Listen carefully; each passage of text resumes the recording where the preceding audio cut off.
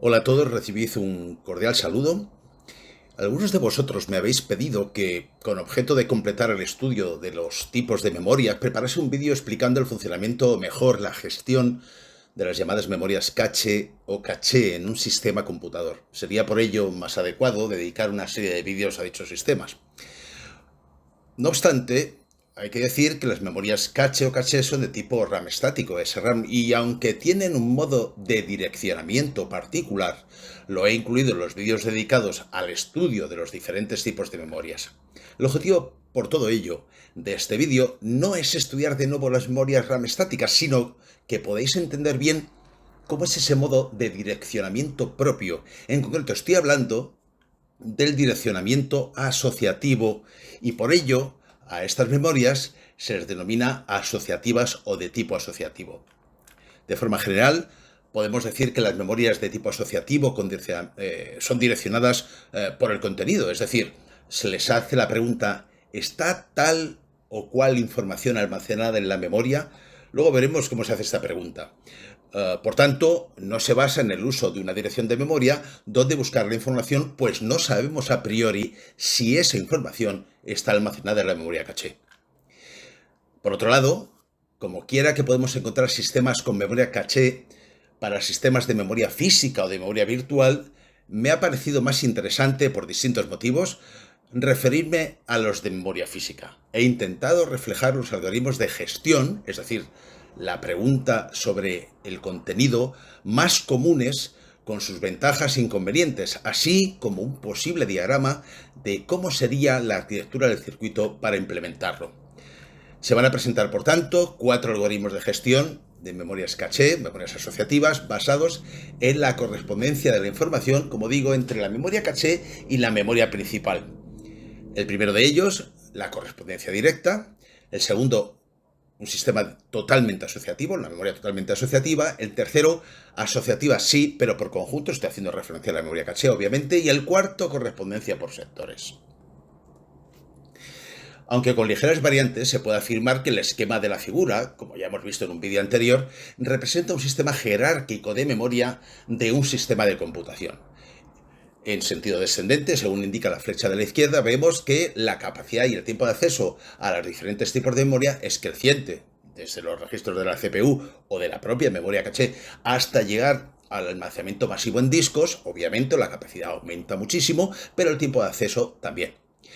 Sin embargo, la flecha de la derecha, que es ascendente, nos está indicando que a medida que nos acercamos en el modo de almacenamiento a la CPU, a los registros de la propia CPU o a de la memoria caché, el coste por byte o bit y la velocidad son crecientes, es decir, son memorias mucho más rápidas, de un coste mucho más elevado y por tanto más pequeñas que las memorias de almacenamiento masivo. Cada uno de los niveles, por tanto, está caracterizado por un tiempo de acceso, capacidad de almacenamiento, tamaño, coste por byte o por bit, ancho de banda de transferencia de la información desde la memoria o hacia la memoria correspondiente y la unidad de transferencia. Se transmite en bit, byte, páginas o bloques, como veremos más adelante. Ahora, un poco de literatura para fijar algunos conceptos importantes sobre la gestión de memorias caché. Y dos advertencias iniciales. Primera, a aquellos que tengáis más interés en esto de las arquitecturas de computadores en general, les recomiendo el libro, en cualquiera de sus ediciones, de Hennessy y Patterson, sobre, que se titula en español Arquitectura de computadores, una aproximación cuantitativa, de la editorial Morgan Hoffman. Y dos, tal vez menos importante desde el punto de vista técnico, pero la palabra cache o caché viene del francés, significa oculto, oculta o escondido y escondida, en fin, el género me da igual, y hay que evitar decir cache o cosas por el estilo, que no vienen a cuenta. La información almacenada en un sistema jerárquico de memoria debe satisfacer tres importantes propiedades, dice Hennessy Patterson. La inclusión, si un sistema de memoria posee n niveles jerárquicos, n mayúscula, como los que hemos visto en la diapositiva anterior, desde M1 hasta M sub n mayúscula, se debe cumplir que la información en el primer nivel M1, el de mayor nivel jerárquico, pero también el más pequeño, en capacidad de almacenamiento, toda esa información está incluida en el nivel M sub 2, que a su vez está incluido en el M sub 3, y todos los niveles, toda la información contenida en los diferentes niveles tiene que estar incluida en el nivel N mayúscula, que es el de mayor capacidad de almacenamiento. Coherencia. Copias de la misma información a diferentes niveles deben ser coherentes. Es decir, no pueden tener valores distintos, información distinta, sino que tienen que contener la misma información, y de ahí hay que señalar los dos algoritmos más conocidos para mantener actualizada la información en diferentes niveles. El write-through es una actualización inmediata de un dato en m sub i más 1, el nivel m sub i más 1, si se ha modificado en el m sub i, o write-back. La actualización en el nivel m sub i más 1 no se produce hasta que la información de m sub i vuelva a ser modificada. Localidad es una recomendación más que una imposición. Se basa en el hecho experimental, según Genes y Parterson, de que los procesos en sus accesos a información almacenada en un sistema jerárquico de memoria tienden a restringirse a regiones del tiempo, espacio y orden. Así que tenemos localidad temporal, datos e instrucciones referenciados en cortos espacios de tiempo, sobre todo en bucles. La principal implicación es el tamaño de la memoria en los diferentes niveles y disponer de algoritmos de reemplazamiento eficaces. Localidad espacial, acceso a datos estructurados en tablas y o arrays, direcciones consecutivas, y la principal implicación es el tamaño de la unidad de transferencia de esa información. Localidad secuencial, ejecución de código sin saltos, sin llamadas a subrutinas, algoritmos de búsqueda de instrucciones sucesivas, en lo que en la arquitectura de procesadores se llama prefetch de la instrucción. Calidad. ¿Cómo valorar la calidad del performance de un sistema jerárquico de memoria? Está definido por el llamado tiempo efectivo de acceso a cualquier nivel jerárquico, T mayúscula sub EF. Este tiempo depende de dos conceptos o factores. El hit ratio, es decir, se define para dos niveles adyacentes, m sub i y m sub i más 1. Si la información se encuentra en m sub i, entonces tenemos un hit éxito en m sub i. En caso contrario, en m sub i tenemos un miss o fallo, es decir, la información no está. Por tanto, es la probabilidad de que la información esté en m sub i y depende de las características de dichos niveles consecutivos, desde el nivel 1 al nivel m sub i y luego el m sub i más 1. Fundamentalmente los algoritmos de gestión de la información también es otro factor de los que depende, y de los programas. El miss ratio se define para un nivel m sub i como 1 menos el hit ratio. Esto es, estamos hablando de probabilidades y por tanto la probabilidad de que se produzca un miss ratio es 1 menos la probabilidad del hit ratio. Claro. Se suelen hablar de h sub 0, que es un nivel ficticio que no existe, como parecer que hay probabilidad de hit ratio 0, lógicamente, y el hit ratio en el nivel más grande, en el de jerarquía de mayor capacidad de almacenamiento, h sub n mayúscula, que es 1. Lo que nos está diciendo es que toda la información tiene que estar contenida en el nivel de capacidad de almacenamiento mayor, más lento, un disco duro, etc. La frecuencia con la que se accede a un determinado nivel m sub i es, lógicamente, la vamos a llamar f sub i, y es que todos los niveles anteriores hayan producido un miss, por eso ponemos 1 menos h sub 1 por 1 menos h sub 2, así, menos por 1 menos h sub i menos 1, multiplicado por la probabilidad de que se produzca un hit en ese nivel jerárquico, que es h sub i, y por tanto esto es lo que se llama frecuencia con que se accede a m sub i. Naturalmente estamos hablando de probabilidades. La suma de las f sub i, barriendo desde i igual a 1 igual a n para todos los niveles jerárquicos, lógicamente es 1, claro. Por el principio de localidad, se debe cumplir también que la frecuencia con la que se accede al nivel m sub 1 sea mayor que m sub 2, que m sub 3, así que m sub n. Lo que queremos, en definitiva, es uno de los objetivos, es que la información, en la medida de lo posible, se contenga en los niveles más próximos a la CPU y, por tanto, digamos, se accede siempre, en primer lugar, a esos niveles jerárquicos más rápidos, más próximos a la CPU, pero que contienen menos información porque son más pequeños, claro. Si se define T minúscula sub i como el tiempo perdido en cada nivel cuando se produce un miss, claro, supongamos que hay un miss en varios niveles y la información se va a encontrar, por ejemplo, en el nivel i. Claro, el tiempo, ya podemos calcular el tiempo T mayúscula eficaz como el sumatorio de todas las, de i igual a 1 hasta n, de todas las frecuencias multiplicado por ese tiempo que se pierde. Y como veis, claro, estamos hablando de un cálculo de probabilidades, es muy sencillo, es h sub 1 por t sub 1 más h sub 1 más 1 menos h sub 1 por h2 por t sub 2 y así, digamos, de forma acumulativa es el tiempo total que se pierde, el tiempo eficaz, ¿no? Y que da una idea del performance o de la calidad del sistema. Y luego está el coste total de una implementación de un sistema jerárquico de memorias. Pues bueno, es el sumatorio también de 1 a n, de acuerdo del producto de C sub i, que es el coste por byte. Vamos a establecerlo por byte, aunque podría ser por página o por bloque o por bit incluso, y por cada nivel y el tamaño que tiene. Así y ese subir es el tamaño que tiene. Así que nos encontramos que, claro, lógicamente el coste de las memorias más pequeñas, más próximas a la CPU, más rápidas, más eficaces, es mayor que el coste de un disco duro, que es C sub n, podríamos decirlo, ponerlo como ejemplo. Y naturalmente que el tamaño, lógicamente, es mucho más pequeño en las memorias próximas a la CPU y mucho mayor cuando nos acercamos al disco duro, claro, al último nivel jerárquico. Bueno, centrémonos ya, aproximémonos ya al estudio de las memorias caché. La mayoría de los sistemas multiprocesador y desde luego todos los monoprocesadores usan, si la tienen, claro, un sistema de memorias caché privadas asociadas a cada procesador.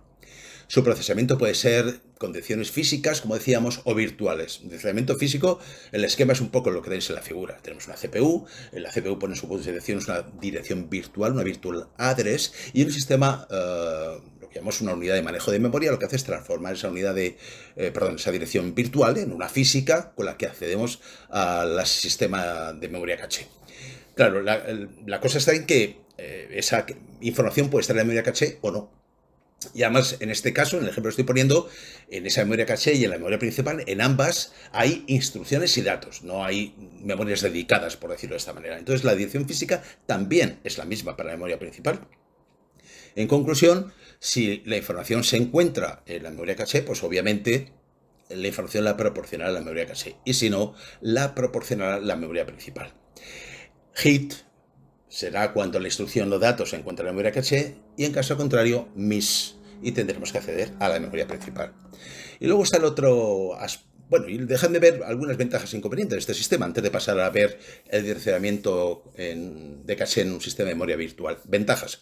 No es necesario hacer cache flushing, que es característico de un cambio de contexto en un sistema de multiprocesador, o de multiprocesamiento, vamos a hablar mejor de esta palabra, de esta manera. No hay cambio de contexto, y como no hay cambio de contexto, pues bueno, no hace falta vaciar la cache, que es un flushing, es un vaciado de la cache para rellenarla con un contexto distinto.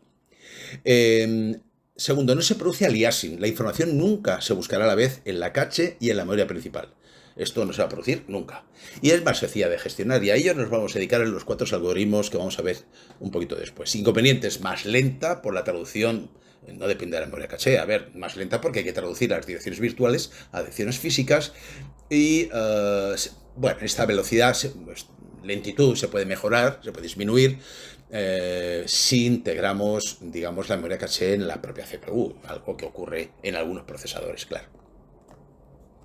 Como os decía, el direccionamiento virtual, pues lo que vemos es que la unidad que me transforma en direcciones virtuales en físicas, pues no tiene nada que ver con la caché, sino que es para acceder a la memoria principal, que es a la que siempre le llegan direcciones físicas. La caché que veis ahí, pues sí, es única, pero se dice caché única porque alberga instrucciones y datos y no estaría desdoblada. Digamos, la dirección que se le presenta es la virtual, pero por lo demás, bueno, lo que vemos es que la información, instrucción o datos procede de la memoria de caché si realmente hay un hit, y si no, y si hay un miss, procede de memoria principal. Ventajas: el desplazamiento es más rápido, más que nada porque no hay que, al menos desde el punto de vista de la caché, no hay que hacer una traducción de direcciones virtuales a física para acceder a ella. Por tanto, es un uso más eficiente de las caches. Inconvenientes: aliasing. La información se puede buscar a la vez, como veis en el esquema, tanto en la cache como en la memoria principal. Se necesita flushing, es decir, vaciado de la cache por cambio de contexto. Aquí no hay más remedio, las direcciones virtuales son eso, virtuales. La gestión es más complicada. Si, como ocurre en algunos sistemas, existe cache de datos y cache de instrucciones, es decir, un sistema con caches separadas, incluso con memoria principal para instrucciones y otra para datos, incluso que pudieran tener unidades de punto fijo y unidades de punto flotante en la CPU, la gestión se complica enormemente. Bueno, después de este repaso, que lo podéis encontrar, como digo, en el libro de Genesis Parteson, incluso mucho más ampliado y con más detalle, vamos a centrarnos en los algoritmos de gestión. Y vamos a empezar por el que os decía, el de correspondencia directa, y lo vamos a hacer con un ejemplo. Imaginad que, bueno, antes decir que, como dice ahí en la primera frase, que la memoria caché es siempre asociativa, ¿eh? Aunque haya diferentes enfoques, los 4 que vamos a ver aquí, pero siempre es asociativa. Entonces, lo primero que vamos a decir lo primero que vamos a hacer es estudiar la correspondencia directa, pero lo vamos a hacer con un ejemplo. La memoria principal es de 1 gigabyte. Por ejemplo, los bloques son de 1024 bytes, es decir, está estructurada en bloques la memoria, tanto la memoria principal como la memoria caché, lo que implica que en la memoria principal hay 1 millón de bloques, 1 megabloques.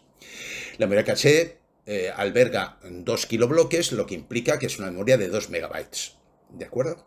Entonces, la estructura de la dirección física para este tipo de correspondencia directa la tenéis en la figura. Fijaos, tengo 30 bits, no puedo tener menos, es lo que necesito para adicionar una memoria principal de 1 gigabyte. Tal cual. Y ahora hay 3 campos. Voy a empezar por la izquierda. El campo de tag, que va a ser muy importante para saber si realmente la información está contenida en memoria o no. El campo de bloque, dado que la información tanto en memoria principal como en caché va a estar estructurada en bloques, es decir, voy a transferir bloques de información entre una y otra, ¿de acuerdo? Cuando haya que hacer una actualización, me refiero. Y luego voy a dedicar, como veis ahí, 10 bits para, lógicamente 10 porque tenemos 1024 bytes en cada bloque, por tanto necesito 10 bits. Así que con esa memoria, con esa dirección, lo que tengo es 10 bits para seleccionar un byte, tengo 11 para seleccionar un bloque, y esto es porque la memoria caché tiene 2 kilobloques, necesito 11 bits, y para diferenciar o para comprobar si la información es la que busco en la memoria caché, tengo un tag, en este caso, de 9 bits. El algoritmo es indexar, comprobar, indexar se refiere primero buscar el bloque, luego comparar su tag para ver si es el bloque que busco, y si es así, si hay un hit, pues entonces extraigo con los 10 primeros bits el byte correspondiente.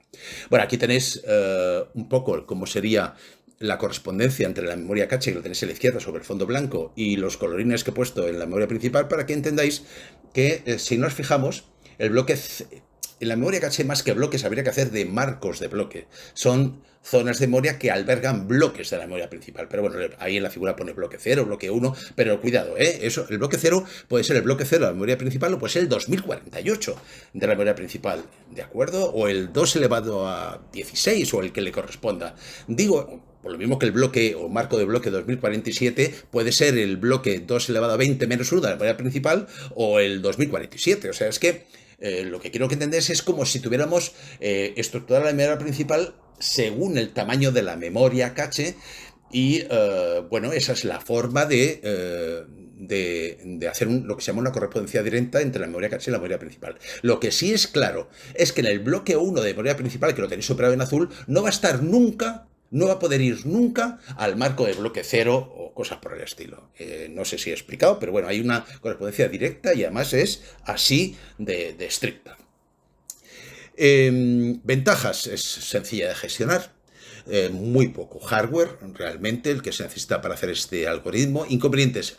Podemos necesitar alternativamente 2 bloques que se corresponden con el mismo marco de bloque, pero que no pueden coexistir en la memoria caché. Por ejemplo, imaginaos que necesitamos un dato que está en el bloque 0 de memoria principal, está sombreado como en marrón, y eso lo llevamos al marco de bloque 0 de la memoria caché, pero después, en un bucle for, incluso en un array o lo que sea, resulta que necesitamos un dato que está en el bloque 2048. No podemos llevarlo en memoria caché porque ese bloque, el 0 y el 2048 y el 2 elevado a 16 de la memoria principal, solo pueden estar en el marco de bloque 0, con lo cual estamos haciendo continuamente vaciado, actualización del bloque y entonces digamos que se convierte en un acceso lento, en un manejo lento de la memoria caché, pero es así.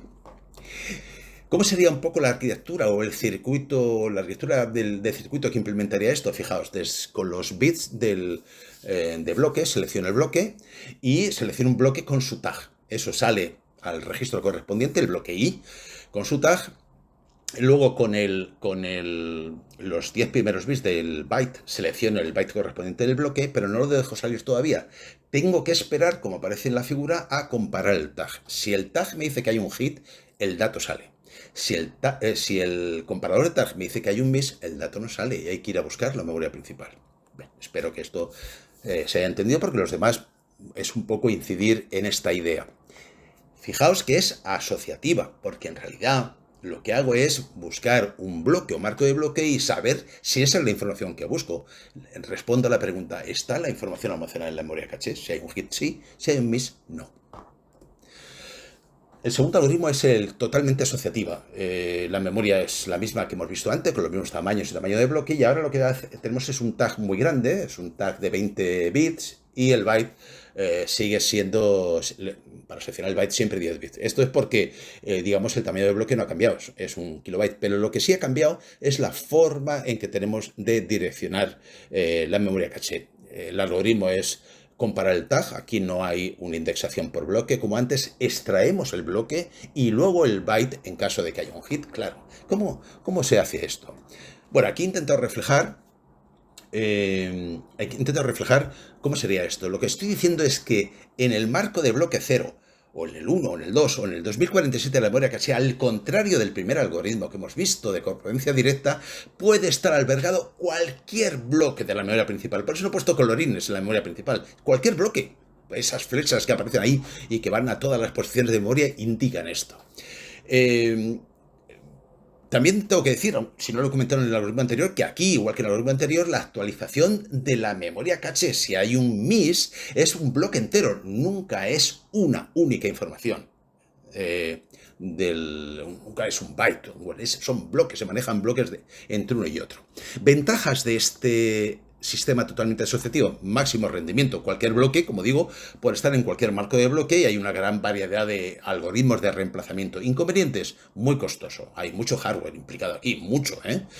Tiempos de acceso más largos debido a la búsqueda totalmente asociativa. ¿Y por qué digo esto? Porque es que en cada marco de bloque podría estar cualquier bloque de la memoria principal, con lo cual, digamos que porque es totalmente asociativa y la búsqueda se complica.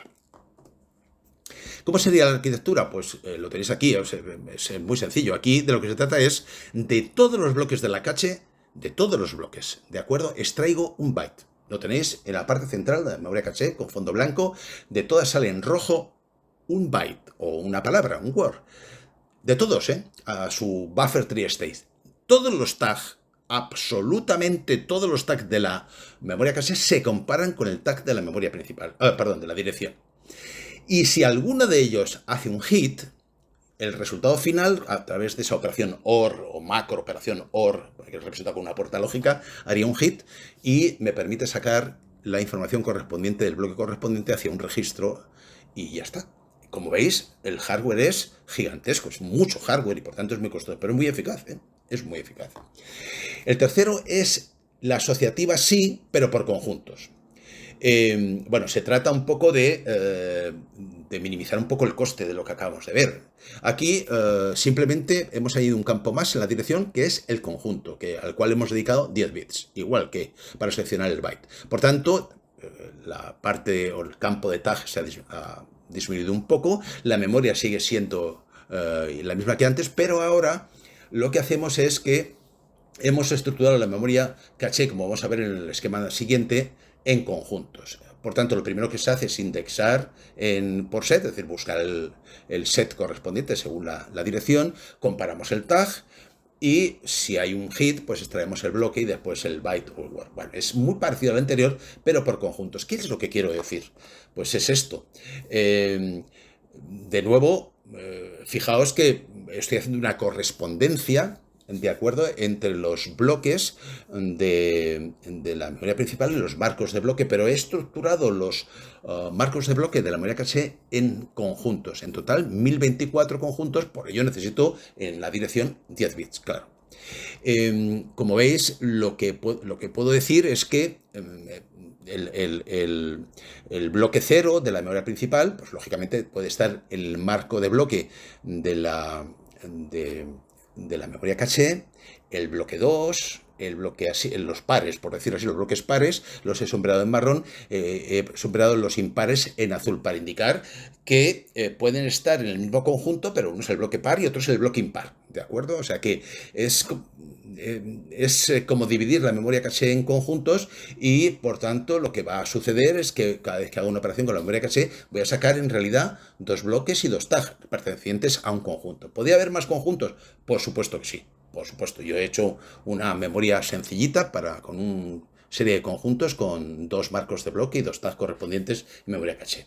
¿De acuerdo? Bueno, eh, ¿qué características tiene este tipo de asociativa por conjuntos? La caché está dividida, como digo, en conjuntos, en este caso dos bloques, pero podrían ser más, ¿de acuerdo? Esto depende de cómo estructuremos, cómo serán los tamaños de las memorias y cómo las estructuremos. Menos hardware que en la totalmente asociativa, pero parecido al rendimiento. Es decir, he disminuido el hardware, como vamos a ver ahora, pero un rendimiento parecido al anterior, es decir, muy bueno. Es esencial la elección del número de conjuntos y su tamaño, es decir, el número de bloques por set. Esto es esencial porque pues nos puede parecer que aumentar el número de bloques o de marcos de bloque en cada set nos permitiría sacar mayor número de información de la memoria caché con un solo adicionamiento, pero claro, esto complica luego el hardware para comprobar los tags, etcétera. Con lo cual hay que llegar a un compromiso y depende de cada sistema. El reemplazamiento de la información es siempre dentro del mismo conjunto, es decir, hay muchos algoritmos, pero si hay un miss, la información hay que actualizar la memoria caché, como ya sabemos, y tiene que ser dentro del mismo conjunto donde se ha producido ese miss. No podemos sustituir otra información que pertenezca a otro conjunto. ¿Y cómo es un poco el diagrama de bloques que se aproxima un poco al circuito? Pues si os fijáis, lo primero que hacemos es indexar, como decíamos, seleccionar el set. Y claro, la consecuencia es que un set tiene dos bloques, dos marcos de bloque y dos tags, que es lo que sale de la memoria caché. De ahí sacamos respectivamente 2 bytes, uno del bloque I y otro del bloque I más 1, por ejemplo. Y comparamos ambos tags. ¿Cuál de los dos datos saldrá en el bus de datos que tenemos en la parte inferior en rojo? Pues saldrá el que produzca un hit si alguno de los dos lo produce. A través del buffer TriState que tenéis, pues si el comparador de tags correspondiente, no se pueden activar los dos a la vez, obviamente tienen tags distintos, pues habría un hit y saldría el byte. Que los dos producen un miss, entonces simplemente nos sale información y hay que llegar a algún algoritmo de reemplazamiento, tiene que traerla por bloques, tiene que traer la información de la memoria principal para actualizar ese marco de bloque de la memoria caché perteneciente al set correspondiente. Y finalmente, pues lo que tenemos ahora es la correspondencia por sectores.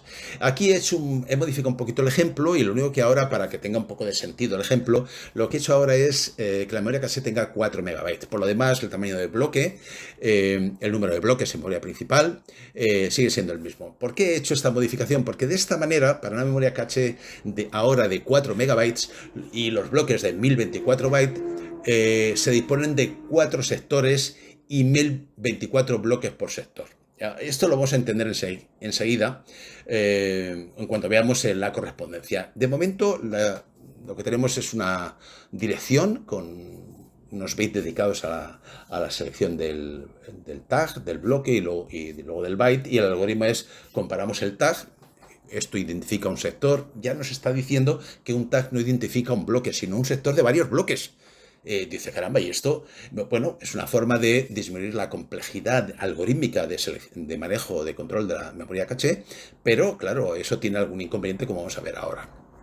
Luego indexar por sector, una vez que ya está dentro del sector, encontrar el bloque y luego sacar el byte. ¿Esto qué significa? Bueno, pues lo que significa es que un sector de la memoria principal puede estar en cualquier sector de la caché. Fijaos que un tag identifica 1024 bloques, no un tag por bloque. Y por tanto, tengo, en este caso y con este ejemplo que he puesto para que tuviera un poco de sentido, lo que tengo son 4 sectores con 4 tags en realidad. ¿De acuerdo? Lo que pasa es que, claro, la memoria principal sigue siendo una memoria de 1 GB, claro. Entonces tenemos mucho más, en concreto tenemos 2 elevado a 10 menos 1 sectores en la memoria principal. Por eso necesitamos, en este caso, tantos bits de tag. Bueno, y luego hay un bit añadido en cada posición de memoria caché, que es un bit de válido. Ahora lo vamos a ver para qué sirve este bit de válido. Por el momento lo que vemos es que bueno, hay una correspondencia por sectores, ¿de acuerdo? El sector 0 puede estar en el sector 0 de la memoria principal, o puede estar en el sector 1 o en el sector 2 elevado a 10 menos 1. Es decir, puede estar en cualquier sector la información, me refiero a la correspondencia de las informaciones. Por tanto, un sector de la memoria principal puede estar en cualquier sector de la memoria caché. La comparación de los tags es del tipo completamente asociativo, aunque por sectores, es decir, no por bloques, sino por sectores. Los trasvases, igual que las anteriores, de memoria principal a memoria caché, se hacen por bloques. Y claro, esto que es, lo hemos visto en los ejemplos anteriores, ya sorprende, por decir. Entonces, cuando hay un MIS, no se actualiza todo el sector, no, solo un bloque del sector. Pero claro, ya tenemos que estar indicando que el sector no está actualizado, con lo cual se suele utilizar el bit de válido, que puede estar a 0 o 1, para indicar que el sector es válido o no lo es. O que los bloques del sector, mejor dicho, son válidos o no lo son. En realidad es una generalización de los métodos anteriores y se suele decir de él que la correspondencia entre bloques es congruente, es decir, en un determinado marco de bloque de la caché podrían ser ubicados los bloques de la memoria principal, que ocupen la misma posición, pero sí cualquier sector, pero siempre la misma posición. Es decir, imaginaos que en el marco de bloque 2 del sector 0 de la caché puede estar obviamente el bloque 2 del sector 0 de la memoria principal, pero no puede estar ningún otro, no puede estar el 1022, aunque sea el mismo sector, o puede estar el 1025 del sector 1, pero no puede estar otro. Lo que quiero decir aquí es una correspondencia y un orden en los bloques. Cuando se sustituye, como decía, un bloque, se invalidan los bloques del sector completo con el bit de válido. Hay muchos algoritmos. Bueno, esto es así porque estamos indicando que el sector no está actualizado.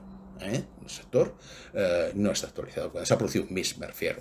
Y por tanto, tarde o temprano, habrá que ir trayendo de la memoria principal todos los bloques para tener el sector actualizado y poder cambiar el bit de válido a válido, por decirlo, valga la redundancia.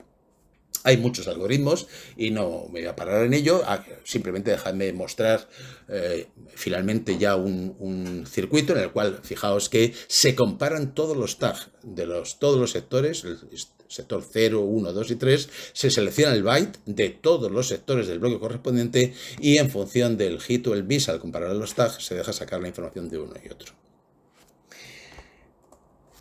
Conclusiones generales. Para un tamaño de caché fijo, aumentar el tamaño del bloque mejora la tasa de miss debido a la mejora de la localidad espacial. Ahora bien, perjudica la localidad temporal, pues habrá menos bloques, obviamente. Hay que llegar a un compromiso según la experiencia del diseñador. La caché puede ser única o particionada en datos e instrucciones para arquitecturas Harvard, por ejemplo. También se puede estructurar la caché en caché de usuario y caché de supervisor en sistemas que tengan un sistema operativo que lo permita, claro, aunque aumenta la tasa de miss debido a los cambios de contexto, obviamente.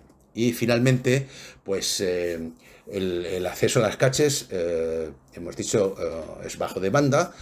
Se puede mejorar haciendo una prebúsqueda de los bloques que hay, digamos, adyacentes del bloque que se ha pedido. Y, bueno, si se produce un miss, se puede hacer un read-through son algoritmos clásicos de manejo de caché para entregar a la CPU el dato procedente de la memoria principal. Es decir, cuando hay un miss, el dato viene a la memoria principal, se manda a la CPU y después, cuando se pueda, se actualiza la caché. ¿Qué bloque sale de la caché?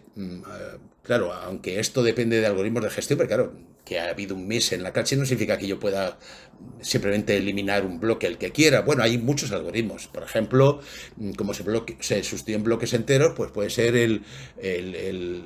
seguir un algoritmo FIFO, el primer bloque que entró, el que lleva más tiempo, por decirlo de esta manera, es el primero que va a salir.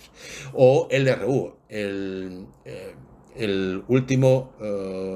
el last recently used, es decir, el último recientemente usado, es el que se sustituye. En fin, hay varios algoritmos para seleccionar un bloque y actualizarlo. Bueno, con esto terminamos. Lamento que se haya ido un poquito de tiempo, pero espero que esto, para aquellos de vosotros que me lo habéis pedido, pues os sea de utilidad y os haya gustado.